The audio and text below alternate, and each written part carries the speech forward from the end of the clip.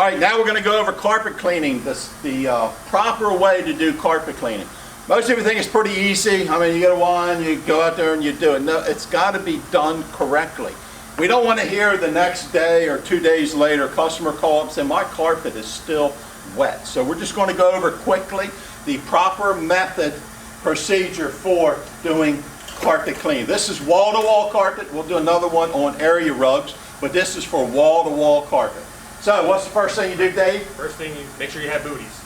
Make sure you have booties. Put my booties on. But he would do this outside or right at the door, Yep, right? right at the door. Okay, so we don't have a door right here for him to come into. There you Okay, go. and he would also have already inspected the carpet because he has done that as he's going through the house and measuring it. So any significant areas, if they see spot or whatever, maybe asking the customer if they know what caused that and where areas, and kind of having the conversation. So it's the same thing. It's inspecting the carpet and asking the customer what their expectations are, finding out what their expectations are. Yep. So what you first want to do, hook up your water line to your HydroForce sprayer, which has the free spray in it. Loosens up the dirt. Makes your job easier. So just take it. You just want to mist it on there. So make sure you cover everything. How important is it that we spray that? Very important. That is your soap. So, yep. All we're using through here is water. Okay, we don't want to have that conversation with the customer. If the customer asks you, okay, did you use a detergent and all that? It's yes, because that is our detergent. We're doing a little bit different than what we did it in the years past because we want to make sure that we're flushing all of the cleaning agents out of that. So what we're doing is spraying. If you don't spray that on, you're like throwing your clothes in a washing machine, not adding a detergent, expecting to come clean. So that is your detergent that you're putting on the carpet, not on the walls or the furniture or the cat or the dog that just ran by. Okay, it's only on there. Okay, again, it needs what? Dwell time. Dwell time. How much time? About 5 minutes. About 5 minutes. And this is working properly with a helper, making sure you and the helper are working together. That helper, you may be in the other room, moving furniture in, sprayed around the outside of it, have him come in real quick and hit that, then you're moving the furniture back and tabbing it and spraying the inside while he's in another room. So you can hop from room to room and really work together, okay, technician and helper, if you're really doing it correct.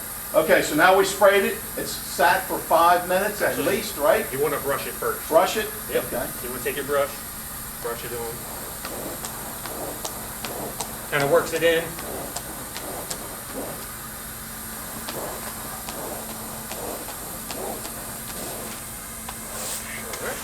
Okay, so he's brushed it in.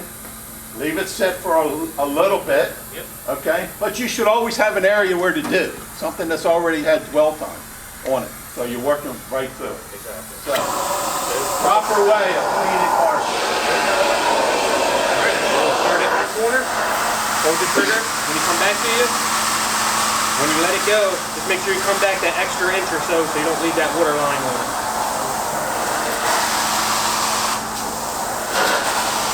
So to make sure you heard, start it in the corner, come straight back about 3 foot, somewhere around that. Let go of the trigger, bring it back another couple inches, 3 or 4 inches to pick up that where you stop the trigger. If you just stop where you let off the trigger, you're going to have a puddle there. And that puddle will be all the way across, and when that dries, you'll see a streak. So you got to come back another 4 inches to pick up that puddle. Okay, you push this straight forward again without pulling the trigger. You never pull the trigger pushing it forward. You only pull the trigger going back. How many solution strokes you take, Dave? So it's at least 2. I'll say at least 2. And you want to do every 1 water stroke, you want to do 2 vacuums. So I went over it once already. Go over it again. So he went across it with 1 stroke. So the minimum amount of strokes you do is 2. Okay, you would do that in areas around the side, under the furniture. You do 2 strokes under the Usually, furniture. most of the time, you can get away with 1. 1 stroke under furniture because it's just dust there. There's nothing there. So you just 1 stroke and then come back across it and clean it. I've still sprayed because you want to get the soap on it to get it clean. Remember, furniture in front of it can be, under it can be the cleanest spot. and right in front of it could be the dirtiest spot. They sit there and the feet dangle. You clean with your eyes. All right, under furniture, not dirty at all. One stroke is fine. Around furniture, on edges and everything else, you can get away with 2 strokes. Okay, in dirty areas, 3 strokes. What's the maximum? I would say 4 at the most, maybe, if Yeah. it's really bad. You don't want to keep spraying water down on that because that moisture will eventually go through that carpet. You're using, what, 400 PSI? And it's shooting out there. So if you keep going across it, all right, it'll keep getting it wet. After 3, if it's still a little bit dirty, I would put a little bit more pre-spray on it. I would rake it in a little bit more. Okay, give it a little bit more time and come across it with 1 more stroke to get that up. If that hasn't cleaned it, it's not going to clean, right? Yep, I would actually put APS on there would be the best thing. APS spotter, put it on there, okay?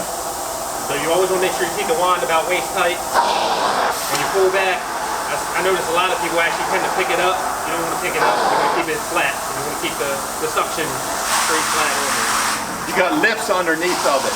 You want to keep those lips flat on the carpet so you have vacuum. If you lift the handle up in the back, you pick the back of it up, you lose vacuum. You pick the front of it up, you lose vacuum there. So you should all know about what the approximate height is, okay? If you're shorter, you may have to have it up around your shoulder. All right, if you're really tall, you may have to have it down a little bit.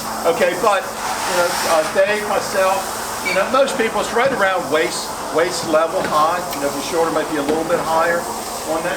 Always keep your back stiff. All right, if you start this, end of the day, your back is going to be killing you, right, Dave? I've actually seen people clean like this. Yeah, you won't clean long that way. By the end of the day, you'll be walking around like that. Keep your back stiff, as if you have a board going up your back. Keep it stiff. Let your arms and shoulder and everything else do the work. Move across it with your legs properly. Okay? All right.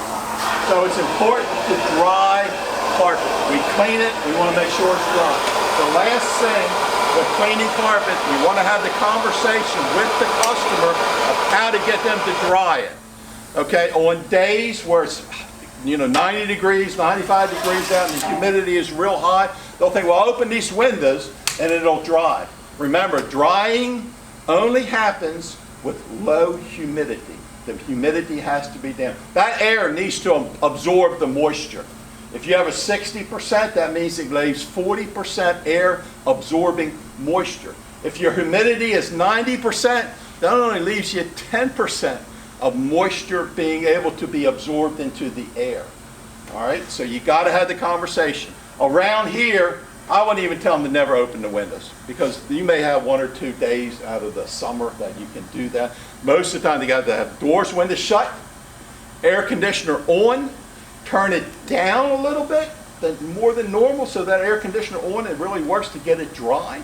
Okay, if they normally leave it at 78, tell them to turn it down to maybe 75 or 74. Turn it from auto on the thermostat, from auto to fan. That way it'll keep that fan running all the time as your air conditioner cycles on and off. If they have ceiling fans, turn them on. If they have any other fans, turn them on. The more air they can get moving through there, the faster the carpet will dry.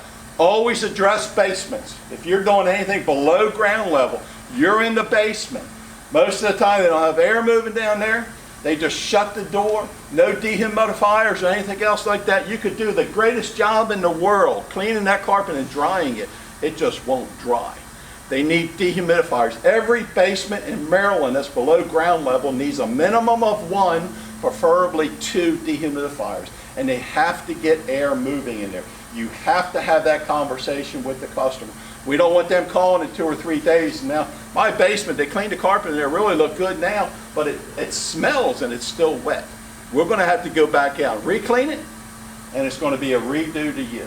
Remember, we want A/B technicians. An A/B technician can explain this process to a customer that they can understand it. They can understand how to clean carpet properly. And any spots or anything that's left, what do you do, Dave?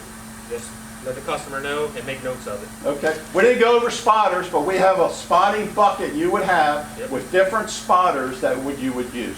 What is the main spotter that you grab first? Grab Perky first. Perky. Perky will take care of all your water-based stains, which is mostly of what you have.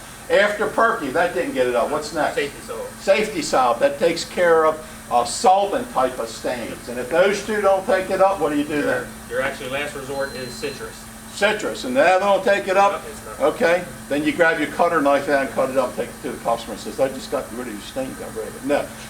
You call the customer over. You have the conversation with them, what you did, and then what do you do on the ticket, Dave? Make notes. Make notes, document it. Okay, any questions real quick? You must have did a great job. Give Dave a big hand.